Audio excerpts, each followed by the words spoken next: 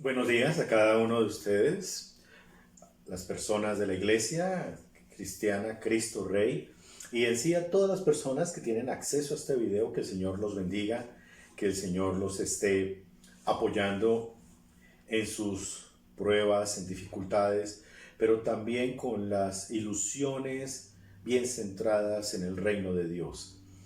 Para todos nosotros, para todos los seres humanos, son comunes las pruebas, son comunes las dificultades, pero lo que quisiera que sea más común para todo el mundo es que todos reconociéramos a nuestro Salvador Jesucristo como nuestro Salvador personal y nuestro Señor, quien domina todo el universo, domina el mundo entero y domina también nuestra propia vida, el que gobierna, el sabio gobernador de todas las cosas, el dueño de su propia providencia, el que está por encima de las leyes naturales, el que está inclusive por encima del tiempo y del espacio. Él es nuestro Salvador y quien nos habla también por su palabra. Es un tiempo especial de época navideña, donde nosotros tenemos unas lecturas devocionales que nos pueden ayudar para estar más atentos al mensaje de la Navidad, que de por sí es un mensaje no solamente de época, sino es un mensaje lleno de esperanza y de ilusión que está en toda la Escritura, en la revelación de Dios, en la Biblia. Entonces, no es solamente para celebrar en una época, aunque tenemos decoraciones, tenemos actividades especiales en nuestros grupos, en nuestras iglesias, pero también tenemos que reconocer que durante toda la época del año es no solamente posible, sino viable celebrar la verdadera Navidad. Vamos a abrir el Evangelio según San Lucas, en el capítulo 2. En el Evangelio según San Lucas, en el capítulo 2, versículos 1 al 7, me permito leerlo. Dice: aconteció en aquellos días que se promulgó un edicto de parte de Augusto César, que todo el mundo fuese empadronado. Este primer censo se hizo siendo Cirenio gobernador de Siria, e iban todos para ser empadronados, cada uno a su ciudad. Y José subió de Galilea, de la ciudad de Nazaret a Judea, a la ciudad de David, que se llama Belén, por cuanto era de la casa y familia de David, para ser empadronado con María su mujer, desposada con él, la cual estaba encinta. Y aconteció que estando ellos allí se cumplieron los días de su alumbramiento. Y dio a luz a su hijo primogénito, y lo envolvió en pañales y le acostó en un pesebre, porque no había lugar para ellos en el mesón. Muy bien, permítame oro. Señor bondadoso, gracias por la misericordia que has tenido con nosotros en estos tiempos, en este año 2020 que ya está a punto de terminar. Un año diferente, un año donde tú has mostrado tu voluntad, la has revelado en el mundo entero. Has hecho que las cosas cambien, los hábitos, las formas, hasta los modelos de pensamiento. Y lo mejor, Señor, es que tu mensaje se ha promulgado, se ha extendido, se ha manifestado por medio de estos medios, estas redes, para que hasta el fin del mundo se pueda acceder a tu mensaje, se pueda acceder a la palabra de Dios y específicamente hoy al mensaje navideño, un mensaje para recordar la primera Navidad, cómo fue, no en todos sus detalles, pero sí por lo menos en darnos cuenta el énfasis que tú haces, que en muchas ocasiones, por no decir en todas, son énfasis que nosotros los seres humanos naturalmente no hacemos. Gracias, Señor, por tu bondad y gracias por recordarnos este episodio de la primera Navidad. En Cristo Jesús. Amén. Muy bien, estamos en la narración de la primera Navidad.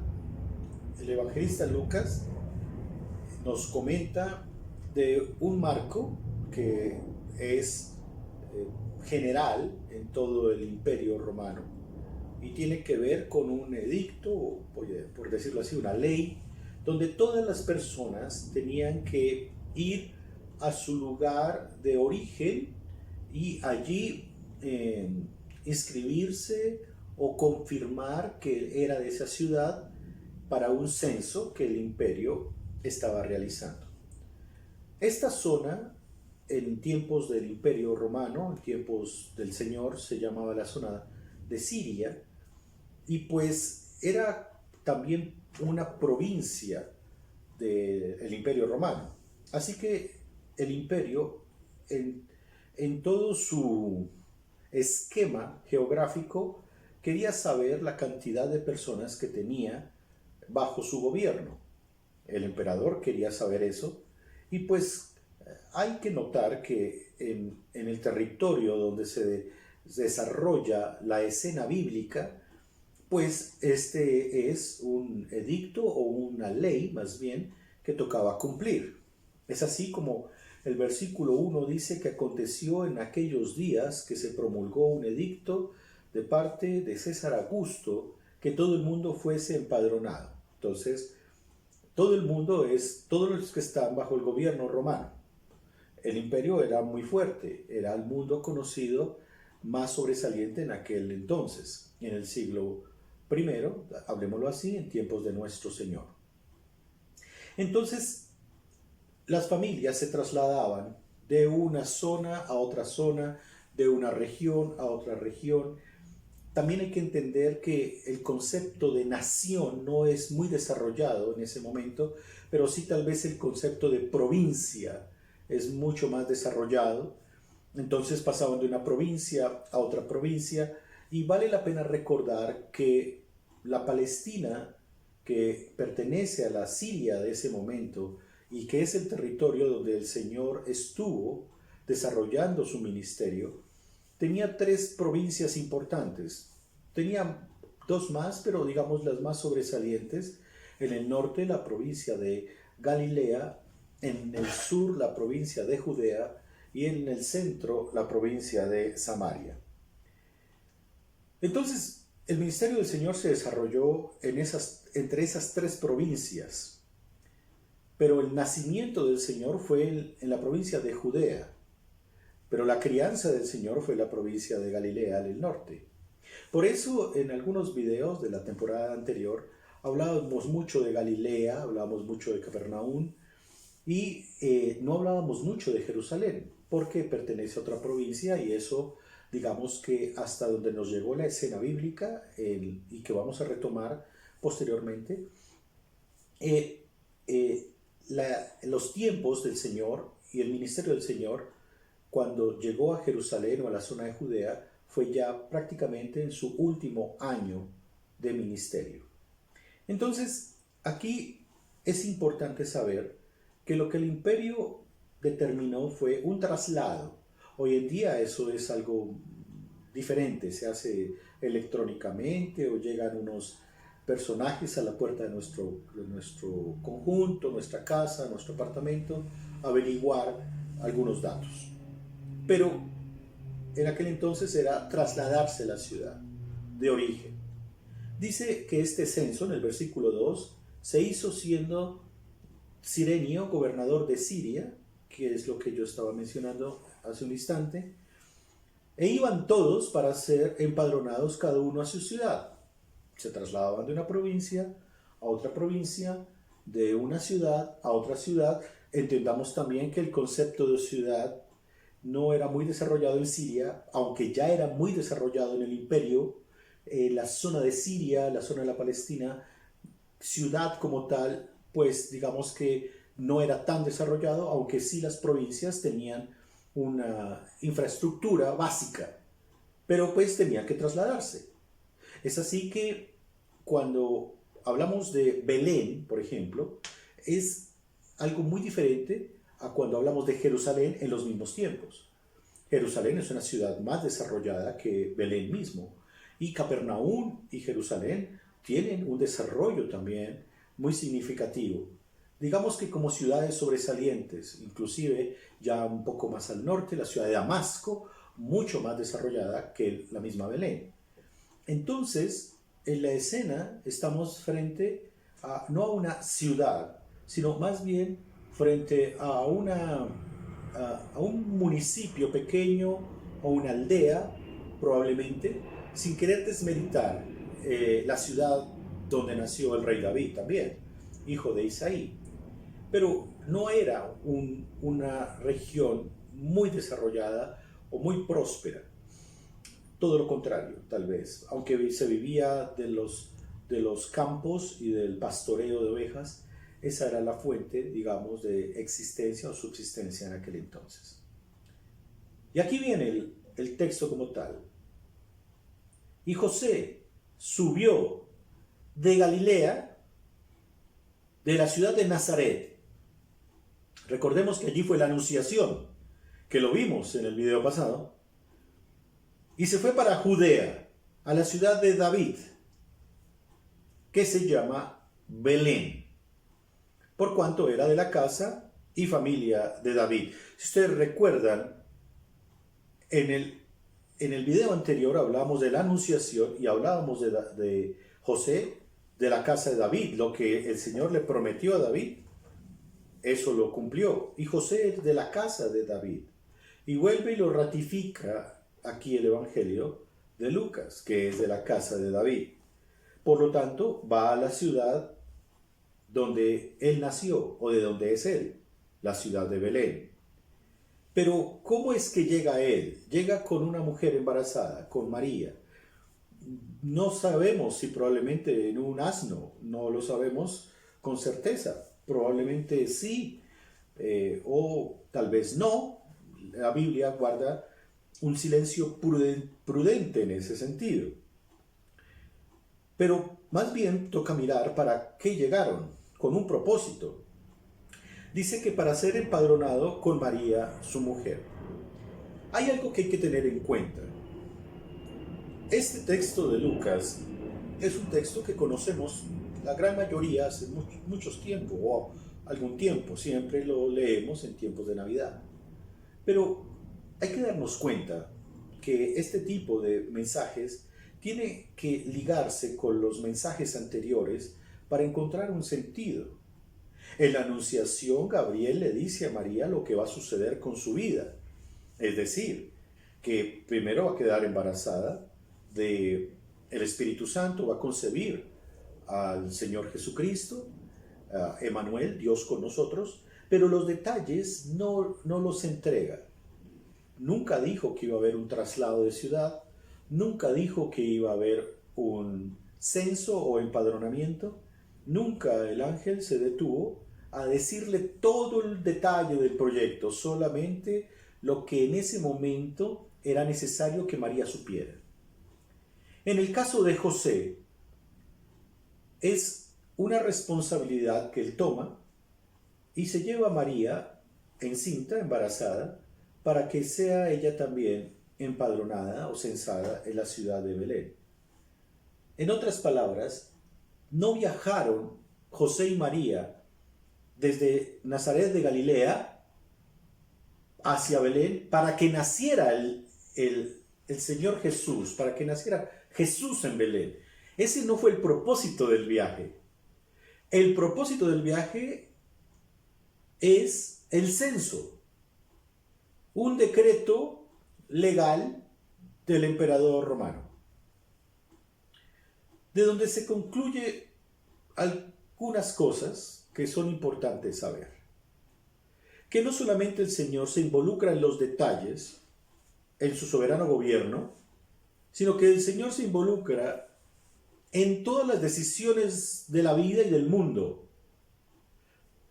El emperador romano no era ni cristiano ni creyente, y la más mínima idea tenía él del Dios Trino, de la revelación del Antiguo Testamento, de las profecías, del Mesías. No tenía la más mínima idea, pero lo que decide él, o lo que decreta Augusto, y como lo ordena a sus oficiales, está dentro del programa de Dios.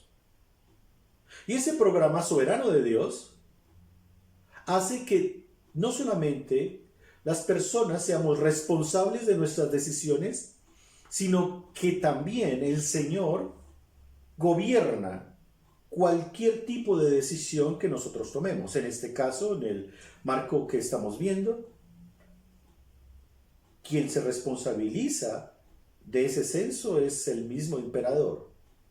Pero ni idea de que eso produciría un traslado de la Sagrada Familia desde Galilea hasta Judea, desde Nazaret hasta Belén. ¿Por qué recalco esto? Porque a veces en nuestro imaginario navideño pensamos que el viaje de María y José de una provincia a otra es porque quería que naciera Jesús en Belén. No, realmente no fue una decisión autónoma de ellos, fue prácticamente una obligación el traslado. Pero al trasladarse se cumple las profecías.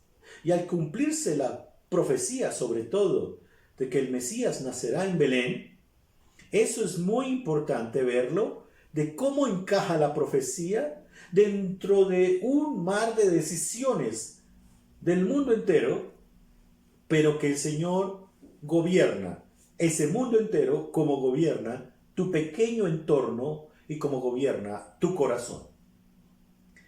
No hay sitios vedados para Dios, para que Él no gobierne. No podemos decirle, Dios, te respeto, te reconozco, pero en mi corazón no ingresas. O no podemos tampoco admitir que Dios va a esperar decisiones nuestras de compromiso, como si le estuviéramos nosotros haciendo un favor, como de que, bueno, espera a Dios que yo termine mi carrera universitaria, mis posgrados, o que espera a Dios que yo produzca dinero y tenga ya una pensión, una jubilación para buscarte, o espera a Dios a que yo me sane y para que yo pueda asistir a un sitio de culto, o espera a Dios a que yo sea menos perezoso y que termine mi época deportiva, no sé. A veces el ser humano quiere decirle a Dios, espera, espera, pero eso no fue lo que vimos que María le dijo a Dios por medio del ángel, porque María lo que respondió es, he aquí la sierva de Dios, hágase conforme a su voluntad. José toma el mismo compromiso y lo que vemos es que inmediatamente el Señor produce unos cambios en el mundo en ese momento de un censo que hace que las gentes se trasladen de un lugar a otro, busquen hospedaje, busquen una posada, busquen dónde dormir. Los caminos entonces se vuelven transitables, familias enteras, personas buscando de pronto algo de comer, algo donde ellos recostarse, porque tienen que seguir hacia la ciudad de origen. Pero eso lo decretó un emperador, llamémoslo así, ateo o pagano, que desconocía, creo que cabe más la palabra pagano, que desconocía el plan de Dios, del único y soberano Dios. ¿Qué es lo que ha pasado este año, 2020, en todo el mundo? El Señor ha cambiado muchas cosas. Hábitos, formas, métodos, modelos de pensamiento. Y ha hecho tanta transformación. Y ha producido tanta transformación que si bien puede ser por un virus o puede ser por otras razones, el mundo se ve sometido a una voluntad universal. Lo admitan o no, Dios revela esa voluntad universal. Los que quieran admitirlo son bienaventurados. Los que no quieran admitirlo seguirán en dificultades de conciencia en reconocer a Dios como el gobernante, como el soberano gobernador del universo y de la vida.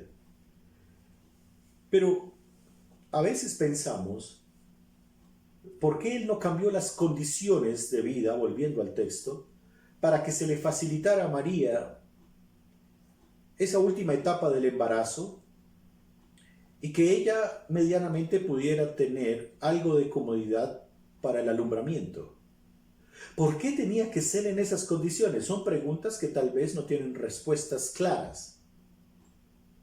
Lo cierto es que se traslada, y en el versículo 5 dice, para ser empadronado con María, su mujer desposada, con él, la cual estaba encinta.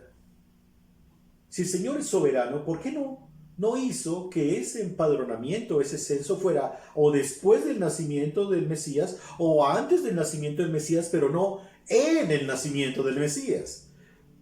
Preguntas que no tienen respuestas, pero que tienen un propósito. Y en ese sabio propósito es que nosotros tenemos que concentrarnos. Porque nació en Belén en el cumplimiento de la profecía que nacería en Belén, en la ciudad de David. Tan importante es esto, que las decisiones que tú tomes hoy son gobernadas por Dios. Tú eres responsable de esas decisiones. Si aciertas en algo o no aciertas, la intencionalidad y muchas condiciones o factores que intervienen en las tomas de decisiones o en las decisiones que no tomas. También eres responsable. Es decir, lo que omites. Lo cierto es que todo pertenece a un plan de Dios. Tú tampoco puedes tomar esta actitud que algunos dicen, bueno, como ya todo está ordenado por Dios, decretado por Dios, porque ya todo está arreglado por Dios, a Dios nada lo toma por sorpresa, entonces pues yo no decido nada ni hago nada. Esa actitud es irresponsable que tendrás tú que rendir cuentas ante Dios por esa actitud que realmente es irresponsable. Pero lo cierto es que estamos viendo aquí al papá y a la mamá, José y María, respondiendo a Dios a través del decreto del emperador, sometiéndose a ese decreto. Importantísimo también en el mensaje que tiene que ver en el sometimiento a las autoridades. Que por cierto, la cristiandad debería ser modelo de ese sometimiento a las autoridades. A veces se ven cosas contrarias, pero vemos a José y María obedeciendo. Pero no una obediencia pasiva, sino activa y dinámica, donde una mujer, ya de muchas semanas de embarazo, se traslada, y no fue fácil un traslado de una mujer a una provincia, tal vez a pie, así sea a lomo de mula o a lomo de burro, llamémoslo así, no es fácil. Y esto tiene que ver con el compromiso de cada uno de nosotros. Porque a veces queremos que el Señor nos brinde todas las condiciones cómodas para comprometernos a la obra de Dios. Es que de pronto, si yo tengo que evangelizar, no, pues yo lo hago en ciertos sectores o a ciertas horas o en ciertos días o en ciertos momentos o con ciertas condiciones. A veces nosotros queremos condicionar todo. A veces nosotros queremos ponerle el plan a Dios contrario a lo que Él ya ha hecho, ponernos el plan. O sea, el plan está hecho, solamente desarrolle su responsabilidad. Pero nos concentramos tanto en nuestra propia comodidad, nos concentramos tanto en nuestro propio desarrollo de la personalidad, llamémoslo así, o en nuestro propio desarrollo de nuestras metas para alcanzar, que nos olvidamos que las metas que alcanzamos son realmente metas en Dios. Dios es el que nos permite alcanzar las metas. Y la Sagrada Familia nació, o mejor, el Señor Jesús nace en Belén y José y María, completando la Sagrada Familia, son bendecidos por la obediencia al Señor. en el cumplimiento de un decreto de un rey o emperador pagano. Aconteció que estando ellos allí se cumplieron los días de su alumbramiento. Era predecible que una persona ya avanzada en embarazo, una dama, pues se cumpliera o tuviera las cuentas hechas para que naciera allí. Y dio a luz a su hijo primogénito y lo envolvió en pañales y lo acostó en un pesebre porque no había lugar para ellos en el mesón.